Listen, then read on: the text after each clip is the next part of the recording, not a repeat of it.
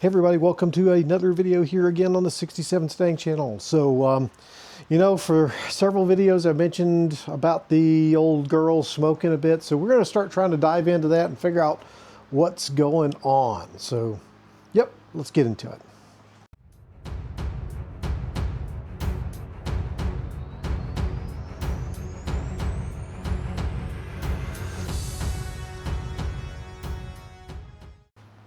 Okay guys, so as we said, the Mustang started smoking, pretty much after I got the new injector put into the EFI is the time I guess I realized it.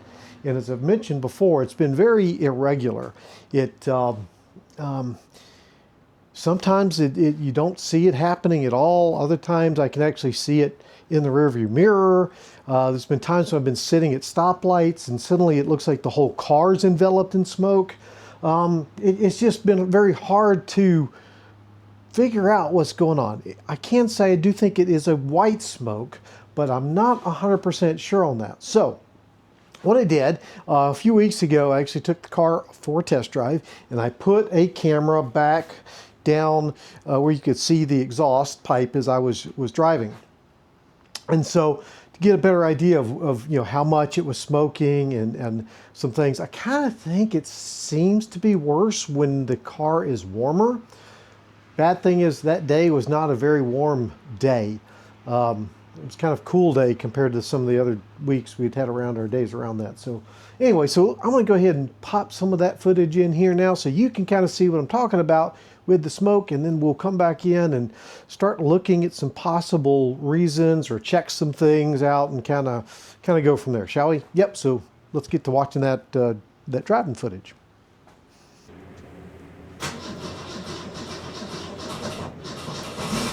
Okay, I'm not sure what that little hiccup was when she cranked there, but see, initially start, get a little smoke coming out, little white smoke. I think it's white. It clears up, so it kind of goes away, which, I understand it's probably kind of normal there. Right. But now we're going to go ahead and shift a little forward and get into where she is, where I'm actually driving her. Well, if you want to replace it, you'll save $1,500 on select cooling systems with pre-season pricing. Wow. Okay guys, you can just see here as I'm driving down the road, actually had stopped to visit my sister and pulling out of her neighborhood here, but notice how the smoke kind of comes and goes. Here I'm sitting, you can see a little bit coming out, and then let's see what happens when I get ready to go. Get a little gas. It's like it clears up, and we get some vapor coming out, liquid, which I think is normal. I don't know for sure. We're going to keep on going down a little bit. But see how I can't tell if it's the smoke is coming or going, or if that's reflection of light, but just a bit of smoke. Again, not like smoking everything out, but you kind of see it. A lot of vapor. Yes, looks like that's cleared up some. Still some coming out.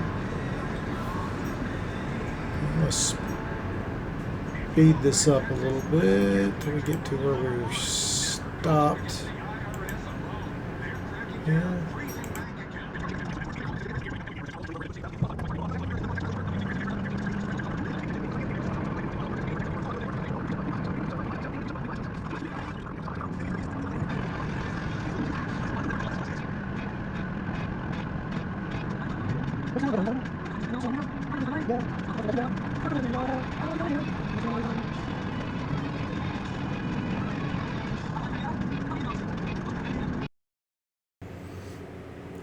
Okay, so you can see some smoke coming out here. Now I'm getting up to about 173 degrees. So going back up, you can see more smoke coming out. Right, so anytime I hit about 170, 175-ish, there it starts to smoke again. So I'm now sitting at the waiting to turn here, go down another street, and yeah, you can just see the smoke coming out. Warms up, obviously I'm sitting there, and then It billows a bit more as I start rolling.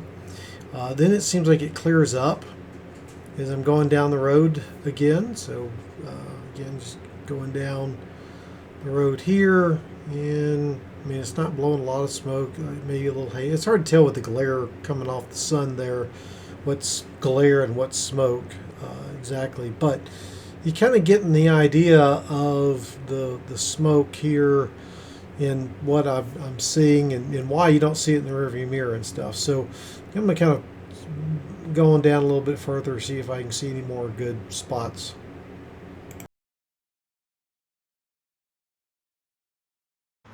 Okay guys, so there you saw the smoke that was coming out. Like I said, it does seem to be a little bit worse when when the car is warm.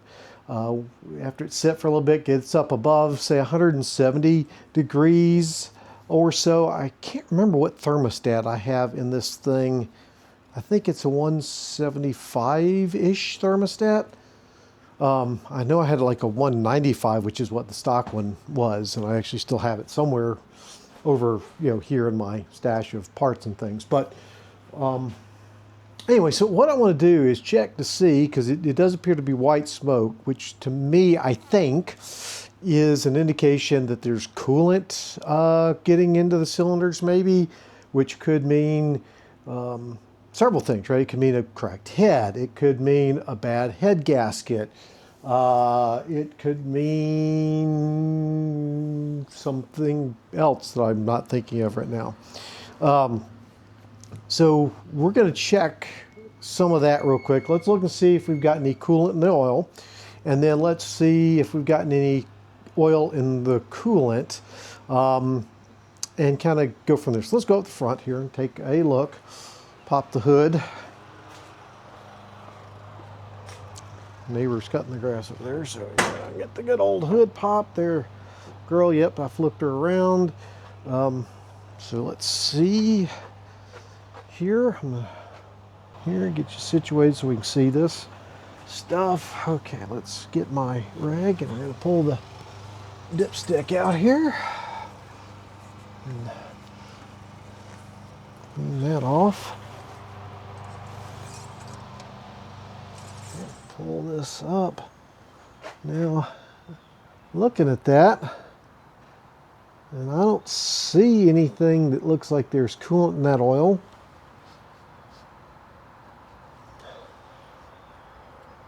Just smells like oil. Don't smell like gas or anything in there. It doesn't seem, thin. So I don't think that's it. Now let's check the coolant level, but let me get a light so we can see down there. Hold on, I'll be right back. Let me get that light. Okay, I'm back with the light. Let's go ahead and pop the radiator cap here. Let's see. I don't know if you can see down in there.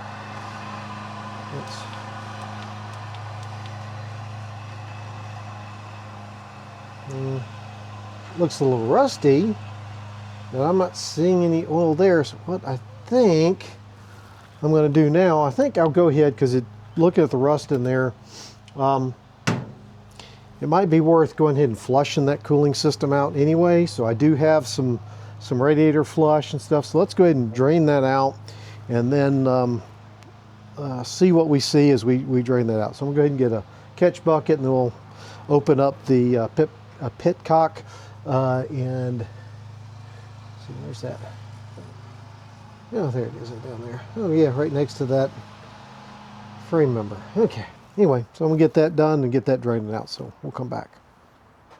Okay guys, got that flushing out down there. I'm not sure if you can see it. Let's go down below. Okay. Let's see what we can see. Okay, that doesn't looks like coolant. A little rust in it, but not too bad. I don't think it's, I'm not seeing anything that looks like there's oil getting into the coolant. So, but I'm still going to go ahead and flush out the cooling system, because we're heading into summer in Georgia, and yeah. So I'm going to go ahead and get that done, and and we'll try to figure out what to do next. Okay guys, so got the radiator all flushed out. The cooling system should be taken care of. And again, you know, I didn't see any oil or anything that would indicate coolant mixing with oil, at least out of the coolant system. We pulled the dipstick, as you saw, and didn't see anything there. So going to try checking some other things here that folks suggested. So we're going to go ahead and pop the hood here, and let's see here, get this. Oops. I've also managed to tweak my back. I don't know how I did that, but I did. Okay, let's get some more light on the topic, and then we'll get some checking on some other things. Let me grab a light real quick. We'll be back. Okay, guys, so I've got you trying to do dual things here because I've got the head cam on again and all that. So one of the things somebody said is it could be something to do with the PCV valve and see if it's getting stuck. So let's go in here and pull that PCV valve and see if that might be, if it's stuck or not. So we'll go ahead and pull that out. And here, PCV, I don't think it's going to be this because it's a new, relatively new valve. And hear it making noise. Ooh, I did see, God, look, that is cracked there. Wow, that could be a problem. I didn't notice that being that way. Let's, and this is a fairly new hose. I can't believe that's the problem in there. I'm going to trim that off and put that back because that could be a potential vacuum leak. Need a cutter. Go back here, figure out where I put my cutter. Could try one of those. It's not the tool I'm looking for. This is the tool I'm looking for.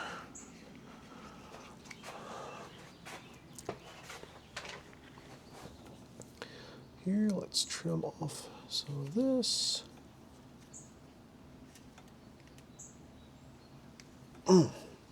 See, this is the tool I'm looking for.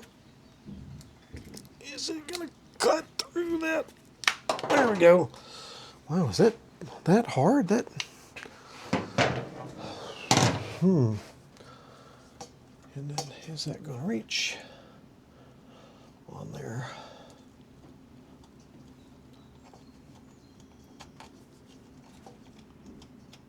Okay, so we got that on there. I wonder if that's going to make a difference. It sure couldn't hurt, I guess. Wow, that's interesting. I have to pick that trash up later. Okay, so we got, that could be part of the problem. And put things up. Okay, so we got that done. So, don't think that's going to be it, but let's see if that makes a difference. We can go ahead and crank the car up. So let's shift you around to a different spot and we'll crank her up and see if she does better. By the way, yesterday I was at a car show in Auburn. You may have seen a short posted about that, but on the way home, it started raining, and I was very happy to have my working window regulators because I was able to roll the window up while driving without having to do the grab and pull of the window stuff. So let's get this fired up.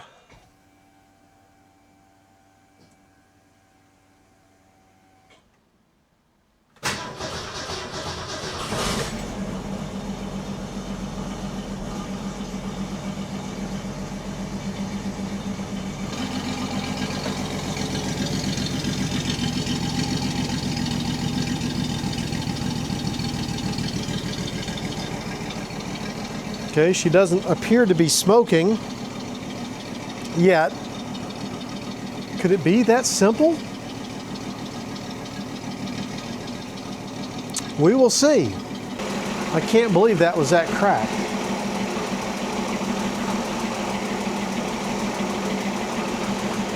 Okay, we're going to let her run for a little bit and see if maybe that was it. I just can't believe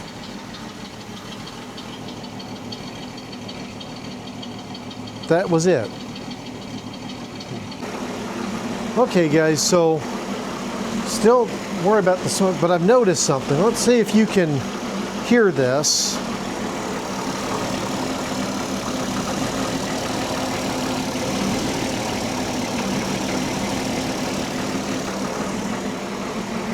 But it sounds like she's kind of surging. Get you back here to the back, maybe you can hear it better. I mean, down here and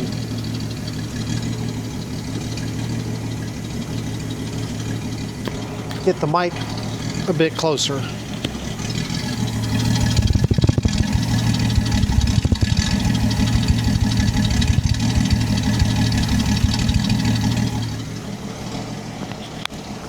So, can you hear that?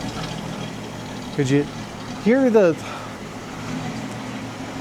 It seems like it's not running very smooth. You see the engine itself is shaking. And as I understand it, these inline sixes are supposed to be pretty smooth because it's not, you know, it doesn't have the balance like a V6 or V8 would have between different sides firing and things. The inline engines are supposed to be pretty smooth. Now, something I've noticed is listen when I disconnect.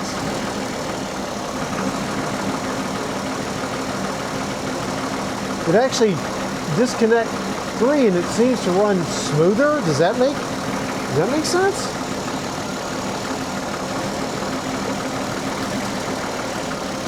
I'll get back in. As I start surging again.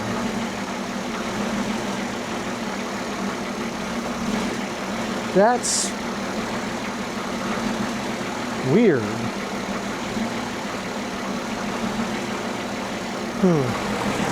If I disconnect or unplug number 4. Definitely runs differently there, not very good.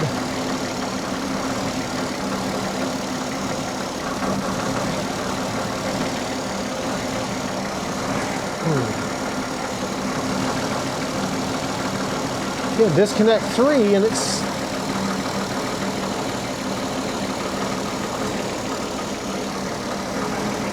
let's see about number 2.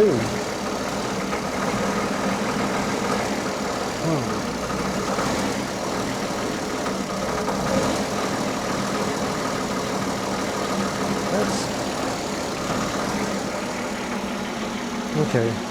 Let's see if I get spark. If I'm getting any spark signal off number 3. Go get my spark tester.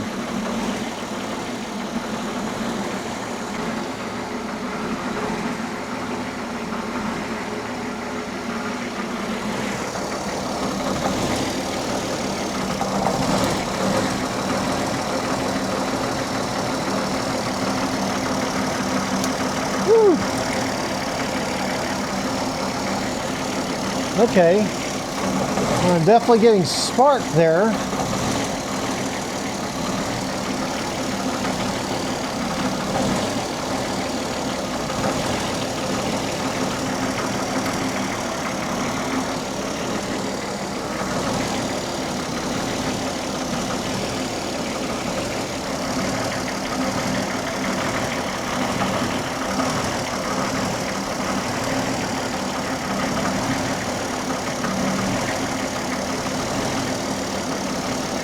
Definitely getting on number 4.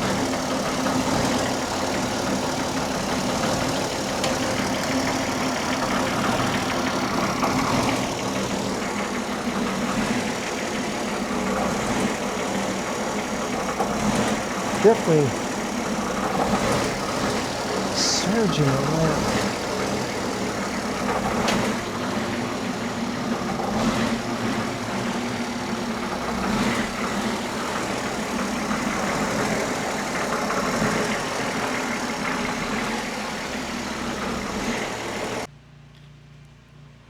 Okay guys, I think I'm hearing some lifter noise or ticking or valve noise there.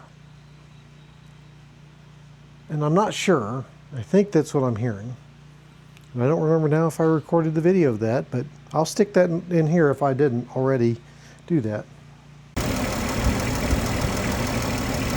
Okay, I can't tell. I hear a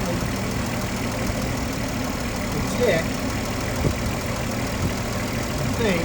I'm not sure if it sounds like a lifter, tick, or nothing. So maybe you can tell me.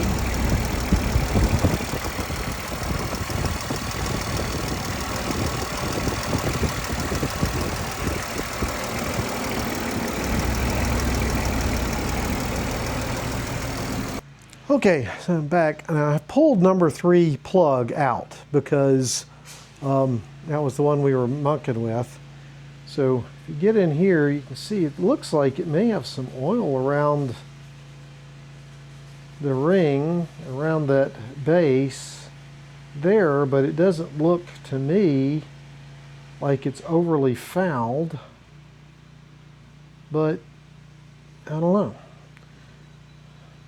I'm going to try, I think, and do a compression test and see. So I got to get my compression tester set up now that I've never used before. So this should be interesting. So notice my new fender protector. Isn't that neat? Anyway, get to the compression tester now. Okay, so I've got compression tester hooked up on number 3 cylinder. Oh, yeah, and I've disconnected the coil so we don't accidentally start the engine. So let's watch, see if I can do this, and hopefully the camera won't get messed up, but let's go ahead and give this a shot.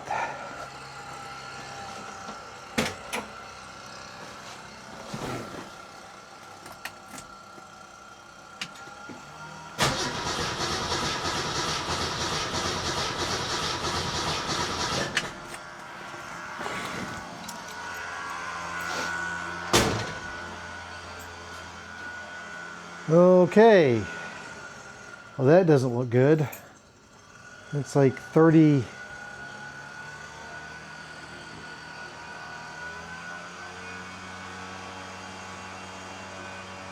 a little over 30 pounds. I don't know what those increments are. Pressure, that's no bueno. Let's pull another plug and try that. We may be hitting on something. Okay, we're going to go to another plug and give that a try. Okay, let's try number 4 cylinder. So I've got it in there. Let's see if this one does any better. It should, I would think. We're hoping. Of course, this all assumes I'm doing this right because I've never done this before.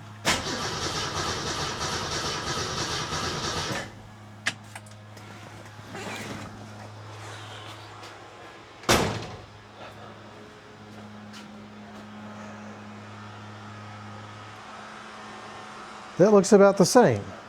Let's try that again. Is it?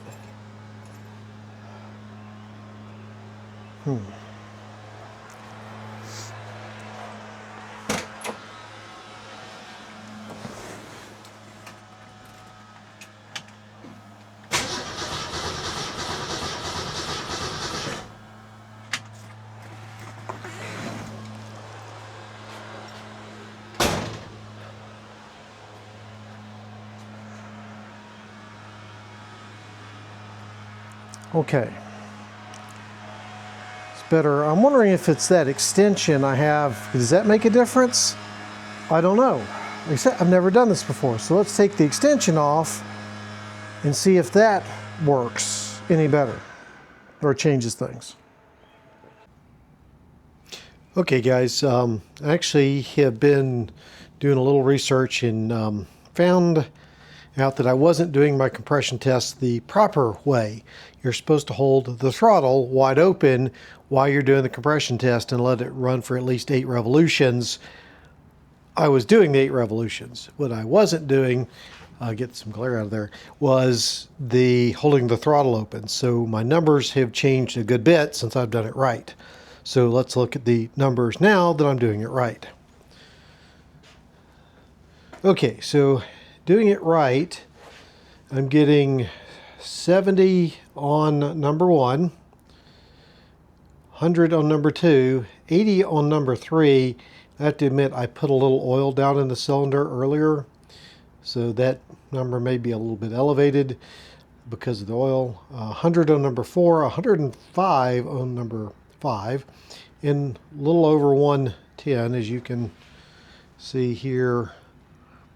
It's somewhere between 110 and 115. So number 6 is my best cylinder so far there, but number 1 and number 3 are definitely low.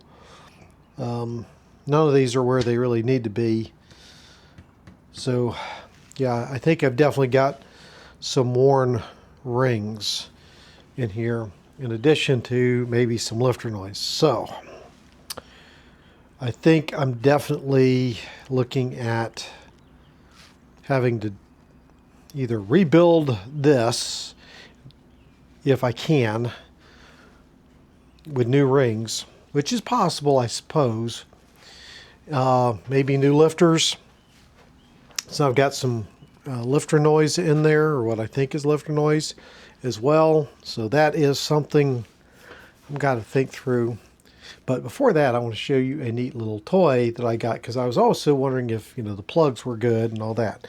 So anyway, I got this neat little spark plug tester here.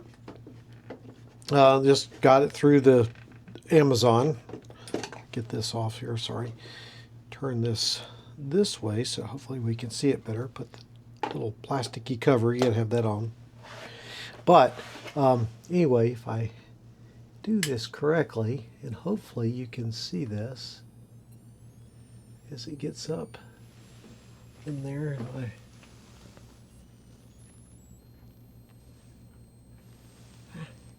Why is it not working?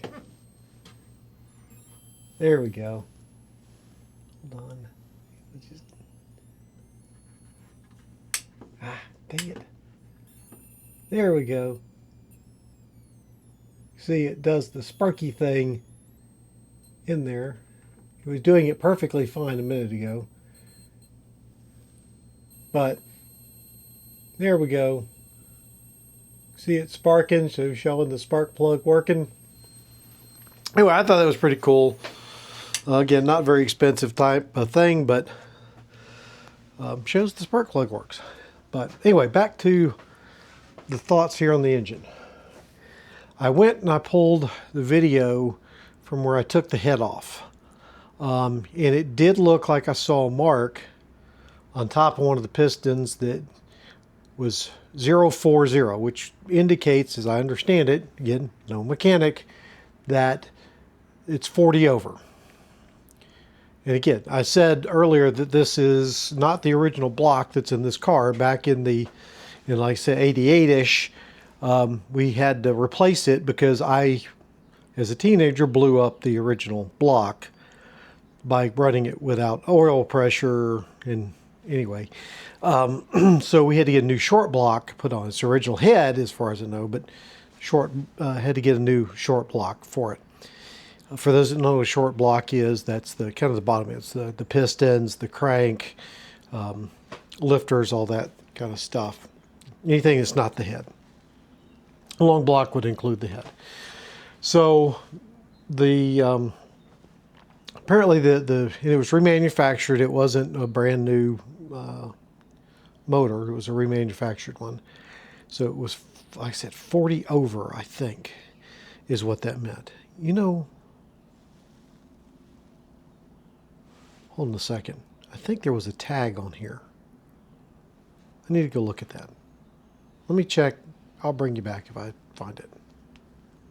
Okay, there is a tag down there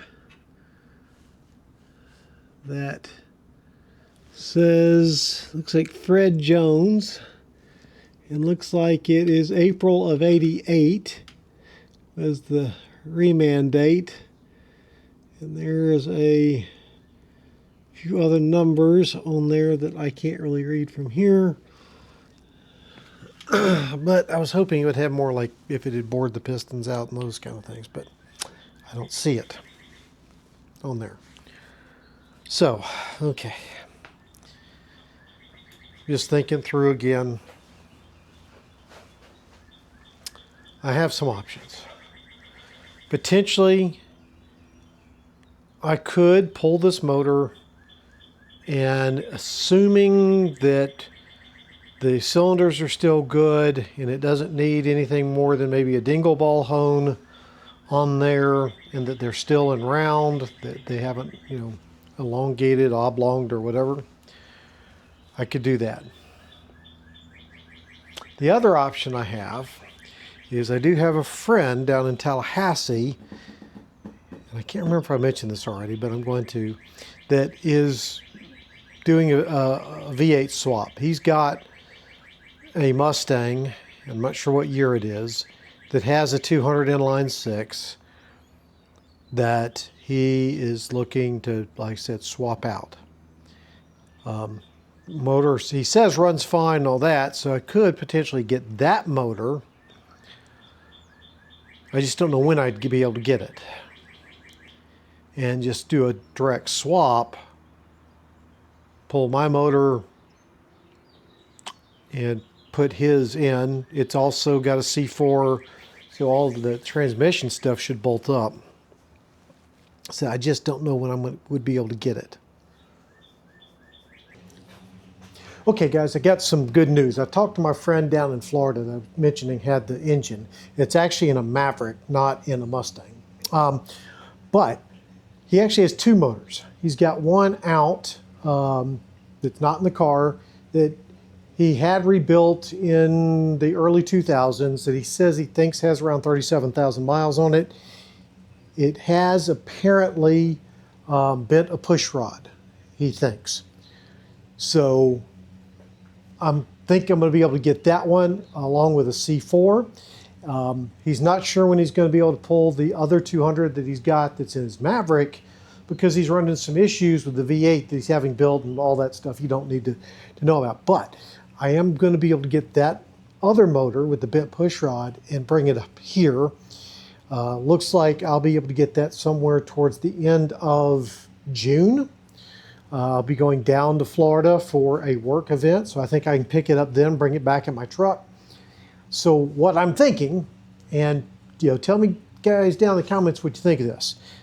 This car runs. Yes, she smokes a little bit, and she's got issues because of that, but she runs and drives, and she doesn't like mosquito fog the whole place. So unless you're behind me at a stoplight, but anyway, I digress.